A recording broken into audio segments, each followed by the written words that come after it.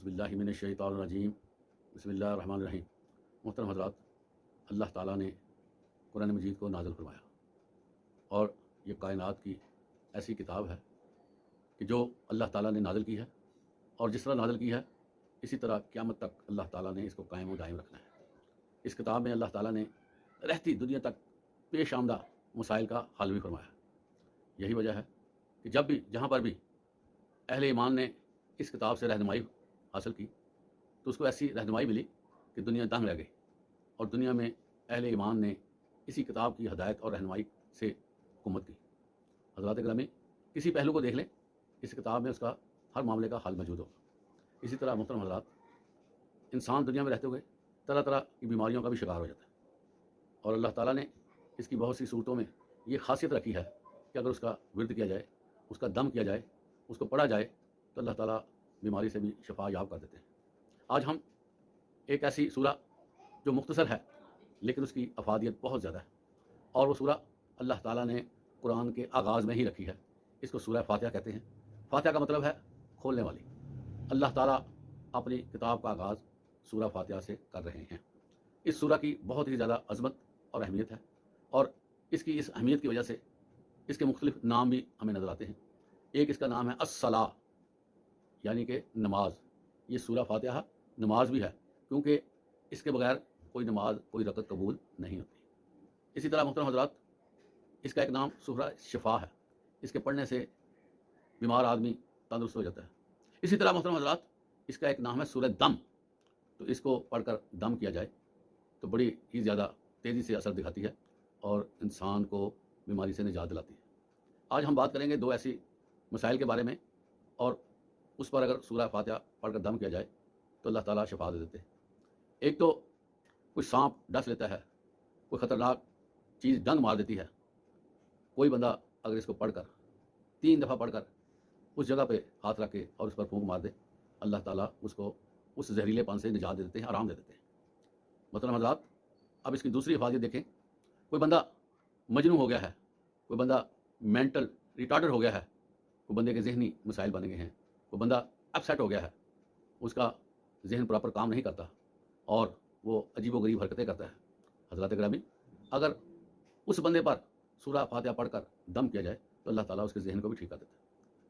تو اس لیے ہمیں سورہ فاتحہ کو اپنانا چاہیے، اور ذرا سا کوئی مسئلہ نظر آئے، کوئی سر درد ہو جائے، کوئی تکان ہو جائے، کوئی جسم ان بیلنس ہو جائے، کوئی ظاہری پرابلم ہو جائے، تو اسی وقت ہمیں سورہ فاتحہ پڑھ کر دم کرنا چاہیے۔ تو یہ سورت جو ہے یہ اپنا اثر ضرور بضرور دکھاتی ہے، اور اللہ کی مہربانی سے انسان کو آرام آتا ہے۔ تو ہمیں اس سورت کے ساتھ بڑا ہی تعلق بنانا چاہیے۔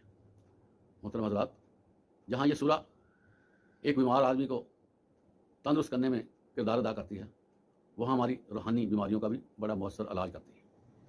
حضرات گرامی، اللہ تعالیٰ نے اس کو قرآن مجید کے آغاز ہی میں ہی رکھا ہے، اور یہ قرآن مجید کے جتنے سبجیکٹ ہیں ان کو ریپرزینٹ کرتی ہے، اور اس چھوٹی سی سورہ میں قرآن مجید کا مطمئن نظر بیان کر دیا گیا۔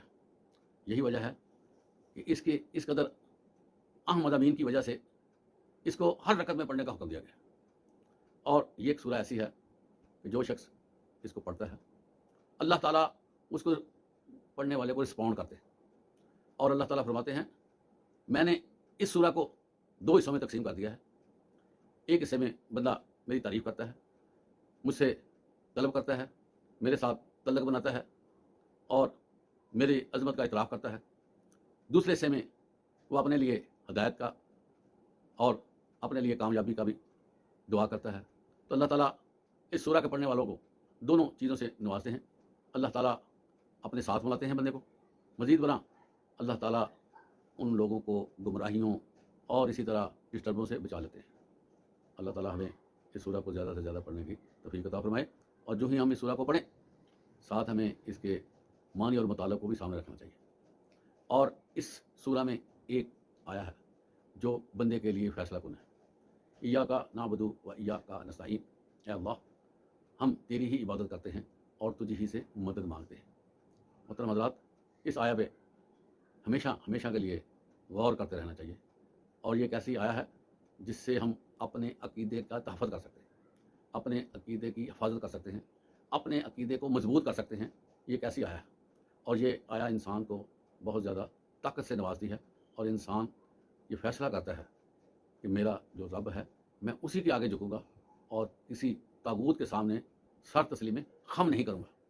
تو اس سورہ سے ہمیں اندر سے طاقت میسر آتی ہے جو کہ ایک مومن کے لیے ضروری ہے، اور یہ جو بزدلانہ پن ہمارے جسموں میں موجود ہے اس کو نکال باہر کرتی ہے اور ہمیں اندر سے بہت زیادہ مضبوط کرتی ہے۔ سورہ فاتحہ ایک ایسی سورہ ہے جو بہت آسان بھی ہے، جس کو پڑھنا عام بندہ بھی پڑھ سکتا ہے آسانی کے ساتھ، الفاظ بڑے ہی نرم ہیں۔ ہم اس سورہ کے معنی اور مطالب بھی دیکھتے ہیں۔ الحمدللہ رب العالمین، تمام تعریفیں اس اللہ کے لیے جو رب کائنات ہے۔ اب یہ جو کائنات ہے محترم حضرات، یہ صرف زمین تک محدود نہیں ہے، بلکہ اس کائنات میں سارے آسمان شامل ہیں، اور سمندر کی تہوں سے آگے نکل کر جو دنیا ہے وہ بھی اس میں شامل ہے۔ تو بندہ تعریف کرے کہ یا اللہ سب تعریف ہے تیری جو کائنات کے سب معاملات کو چلا رہا ہے اور لوگوں کو پال رہا ہے۔ الرحمن الرحیم، اور وہی رحمان ہے، انتہا درجے کا مہربان ہے، الرحیم انتہا درجے کا رحیم ہے۔ مالک یوم الدین، قیامت کے دن کا مالک ہے۔ قیامت کا دن محترم حضرات کیا ہے کہ جس میں تمام تر مسائل کا اللہ تعالیٰ نے حل نکال دینا ہے۔ جو کسی نے کیا ہوگا اس کو وہاں عوضانہ ملنا ہے، جو مسائل اس نے بنائے ہوئے اس کی اس کو سزا ملے۔ اسی طرح ایاک نعبد و ایاک نستعین، اے اللہ ہم تیری ہی عبادت کرتے ہیں اور تجھ ہی سے مدد مانگتے ہیں۔ محترم حضرات، مدد کیا ہے؟ انسان کو پتہ ہی نہیں کہ کہاں سے مجھے مل جانا ہے، اور اگر اچانک سے مل جائے اس کو مدد کہتے ہیں۔ ماں فوق الاسباب سے جو چیز حاصل ہوتی ہے محترم حضرات اس کو مدد کہتے ہیں، اور یہ اللہ تعالیٰ کے لیے ہے کہ ماں فوق الاسباب وہ بندے کی مدد کرتا ہے۔ اور عام طور پر جو ہم ایک دوسرے سے مدد لیتے ہیں اس کو اسسٹنس کہتے ہیں، دوسروں سے ہیلپ لینا، اور یہ فزیکلی ہیلپ ہوتی ہے کہ دوسرے سے کوئی چیز مستعار لے لینا، کوئی چیز دوسرے بندے کو گفٹ کی جاتی ہے، وہ ساری چیزیں نظر آنے والی ہیں محترم حضرات۔ اور جو مدد ہے وہ اللہ کی طرف سے غائبانہ ہوتی ہے اور کسی کو اس کا پتہ نہیں چلتا۔ اللہ تعالیٰ غیب کے خزانے سے بندے کی مدد کرتا ہے، اور یہ سارے معاملات جو ہمارے چل رہے ہیں یہ غیب کے خزانے سے چل رہے ہیں۔ غیب کا خزانہ اگر بند ہو جائے تو ہمیں کچھ نہیں ملنا محترم حضرات۔ یہ دیکھ لیں وجہ کیا ہے کہ اللہ تعالیٰ نے ہر چیز کو حکم دے رکھا ہے کہ وہ حضرت انسان کی خدمت کرے۔ اگر اللہ تعالیٰ اس حکم کو واپس لے لیتے ہیں تو ساری چیزیں ہمارے جو تصرف میں ہیں وہ فائدہ دینے کی بجائے نقصان میں چلی جائیں۔ اس کی مثال سورج محترم حضرات جب مغرب میں غروب ہوتا ہے تو مشرق سے طلوع ہونے کے لیے اللہ سے اذن لیتا ہے، اور جب اس کی طرف اللہ کی طرف سے اذن ملتی ہے تو دوبارہ سے مشرق سے نمودار ہوتا ہے۔ لیکن قرب قیامت کا آغاز بھی اس طرح ہوگا کہ سورج اللہ سے اجازت لینا چاہے گا، اس کو مشرق سے نکلنے کی اجازت نہیں ملے گی بلکہ اس کو مغرب سے ہی طلوع کر دیا جائے گا۔ اس سے قیامت کی شروعات ہو جائیں گی اور معاملے سارے ختم ہو جائیں گے۔ اسی طرح محترم حضرات جو چیزیں ہم زمین سے نکالتے ہیں ہمارے تصرف میں آتی ہیں، ہم استعمال میں لاتے ہیں، فائدے اٹھاتے ہیں، اللہ تعالیٰ قیامت کے دن اس زمین کو ویسے ہی حکم کر دے گا کہ جو کچھ تیرے اندر ہے اس کو باہر نکال دے، وہ ساری چیزیں باہر کو آ جائیں گی۔ بندے کی افادیت کرنے کی جو صلاحیت ہے وہ ختم ہو جائے گی، بندہ زمین سے بعد میں فائدہ نہیں اٹھا سکے گا۔ اسی طرح ستارے ٹمٹما رہے ہیں، یہ چیزیں اللہ کے حکم سے جاری و ساری ہیں۔ جو ہی اللہ کی طرف سے حکم آئے گا تو یہ جو ستارے ہیں بے نور ہو جائیں گے، چاند اپنا نظام سارا کھو بیٹھے گا اور ختم ہو جائے گا۔ اسی طرح زمین کا جو اپنے محور کے گرد گھومنا اور موسم پیدا کرنا اور اسی طرح گرمی سردی کا آنا، یہ سارا موقوف ہو جائے گا، ختم ہو جائے گا۔ تو محترم حضرات سارے معاملات اللہ کے ہاتھ میں ہیں، تو اگر ہم اس بات پہ غور کریں، اس بات کو سمجھیں، اس بات کو انڈرسٹینڈ کریں، اس بات کے بارے میں ہم جانکاری حاصل کریں تو ہمیں نظر آئے گا کہ ساری چیزیں اللہ کی طرف سے ہیں اور آٹو سسٹم میں ہیں۔ اس کو چلانے والی ذات اس کو آبزرو بھی کرتی ہے اور رن بھی کر رہی ہے۔ تو ہمیں لازمی طور پر ہمارے دلوں میں یہ چیز آ جائے گی کہ ہمیں اللہ سے رجوع کرنا چاہیے۔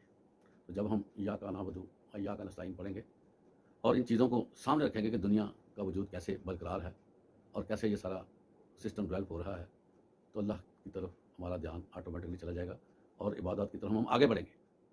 اسی طرح محترم حضرات اہدنا الصراط المستقیم، اے اللہ ہمیں سیدھا راستہ دکھاؤ۔ محترم حضرات سیدھے راستے سے کیا مراد ہے؟ سیدھا راستہ کہتے ہیں जिस पर चलते हुए कोई परेशानी ना हो, किसी जगह पर कोई हर्डल ना मिले, किसी जगह पर टर्न ना लेना पड़े और किसी जगह पर रुकना ना पड़े। इसको सिरात मुस्तकीम कहते हैं। जहाँ पर हर चीज़ वाज़ह और शफाफ अंदाज में होगी उसको सिरात मुस्तकीम कहते हैं। तो जो बंदा सिरात मुस्तकीम पर चलता है तो बताएं इसको कितना ज़्यादा फ़ायदा होगा कि बगैर किसी प्रॉब्लम के वो आगे बढ़ता जाएगा। इस वक्त दुनिया जो भूली हुई है, दुनिया जो डिस्टर्ब है, वजह क्या है कि वो सिरात मुस्तकीम से निकली हुई है। तो अल्लाह ताला कहते हैं कि मुझसे तुम सिरात मुस्तकीम मांगो और सिरात मुस्तकीम पे चलने की कोशिश करो। सिरात मुस्तकीम क्या है?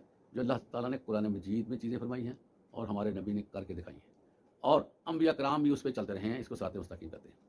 और ये एक ऐसा सीधा रास्ता है जो आम से आम बंदा भी अंडरस्टैंड कर सकता है, इतना आसान रास्ता है।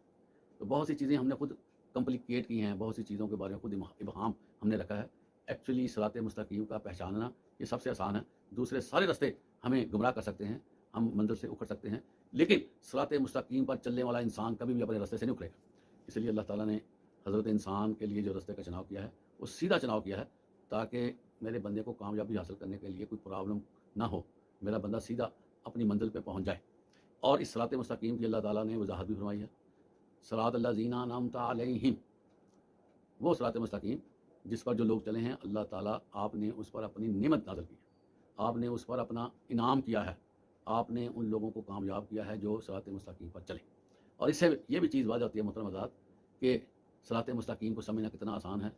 तमाम नबियों की ज़िंदगी सिरात मुस्तकीम है, आप सल्लल्लाहु अलैहि वसल्लम की ज़िंदगी सिरात मुस्तकीम है और आप सल्लल्लाहु अलैहि वसल्लम की ज़िंदगी तो अभी नज़र आ रही है हमें और हमारे सामने रोज़ रोशन की तरह आया है आप सल्लल्लाहु अलैहि वसल्लम की ज़िंदगी। तो इसमें हम अगर आ जाते हैं तो हमें अपनी मंजिल इतनी जल्दी मिल जाएगी मोहतरम हज़रात। इसके साथ साथ ये भी फरमाया गया है गैरिल मग़दूबि अलैहिम वलद्दालीन, ना कि उन लोगों का रास्ता जिन पर तो गज़बनाक हुआ, जो गुमराह हुए।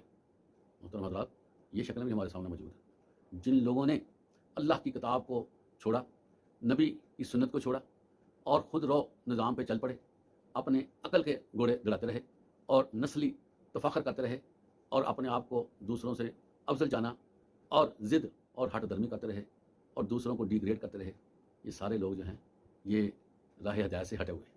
इसकी पहचान भी अल्लाह ताला ने करवाई हुई है कि उनके पास लाह अमली नहीं है, उनके पास कोई मंजिल ही नहीं है। वो दुनिया में आकर ये कह रहे हैं कि हमने दुनिया को एंजॉय करना है, हमने दुनिया में जीना है, इसके बाद कोई इसका मामला नहीं है। सारे बंदे अपनी ज़िंदगी को चलाकर फारग हो जाते हैं। यही वो उनकी गैरुल मग़ज़ूब है और वलद्दालीन है कि वो गुमराह हो गए और अल्लाह के अताब में वो चले गए और रास्ते से भटक गए। मोहतरम हज़रात, हमें सोचना चाहिए कि कहीं हम ना रास्ते से रह जाए। हमें अल्लाह ताला ने पाक किताब से नवाजा है जो हमारी हर मरहला पर रहनुमाई करती है। तो अगर हम इस किताब को संभाल लेंगे तो इंशाअल्लाह ताला अल्लाह की मेहरबानी से हम ज़रूर सिरात मुस्तकीम पर ही रहेंगे।